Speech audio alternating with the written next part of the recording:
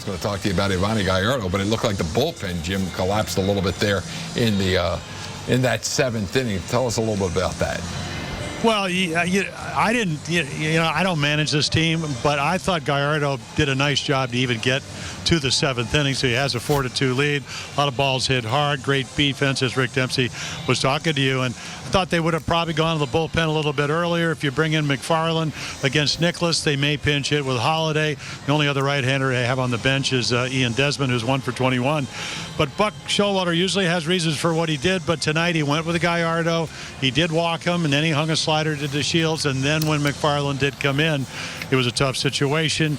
He's a very athletic guy. He just doesn't cover the base, hangs a slider to Moreland.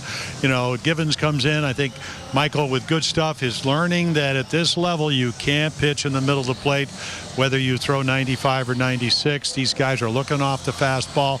He made a couple of mistakes, and all of a sudden, a 2-run lead evaporates with a 6-run inning. So just one of those games. The Orioles, pretty good offense, but the home runs were solo home runs. They had a lot of opportunities, but Colby Lewis, he doesn't give in. He's going to throw some home runs. It doesn't seem like it bothers him. He doesn't even make a face when the ball sailed over the wall.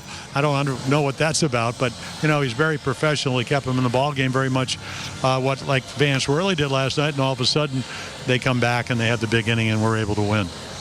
Jim, on a more positive note, I came to the Orioles in 1976. We had a pretty good ball club. We put together some pretty good teams in that stretch. But you had an opportunity to play with some very powerful teams. Have you ever played with a team that had as much power and as many good hitters in their lineup as the Orioles have right now? Well, they got some pretty good guys. Obviously, I played on teams with Frank Robinson. The first year I saw Frankie had 49 home runs. That's certainly in Chris Davis territory. Boog, every year he'd hit 25 to, one year he's the MVP in the American League. He hit 39 one year, 33. But, between Machado and Trout and Davis and, you got a lot of guys, like J.J. Hardy swinging the bat. This looks like it's going to be a pretty good offense. But at the end of the day, you and I know, Demper, receiver, pitcher, you got to be able to pitch. So the starting pitching, the bullpen's been terrific till tonight. Pitching's just got to get a little bit better. I actually thought Yovani Gallardo pitched better at the end of the game. Velocity went up. So he's got to get himself in shape and get into, maybe mid-season form, and all of a sudden maybe the starters will be a little bit better. We saw Kevin Gausman on the bench. He pitched last night.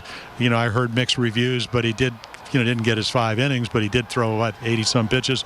So he'll be back shortly. And they're going to score runs. We saw how good the defense is. They just have to pitch a little bit better, and hopefully that'll happen.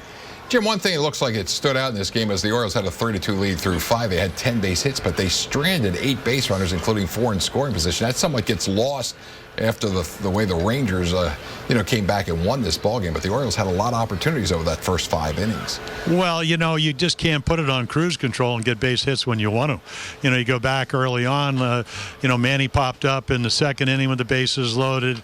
He pitched around the 8th hitter to get to Scope with 2 home runs. He popped up. So again, Colby Lewis, it was like the prevent defense where he bent a lot tonight, threw the 3 home runs, but he never had the big inning. And that's what the Orioles do. They weren't able to get the big inning tonight. Texas did, and that's why they won. Jim, as always, we enjoy the conversation and the information. Look forward to chatting with you tomorrow afternoon after the Orioles conclude the series against the Texas Rangers.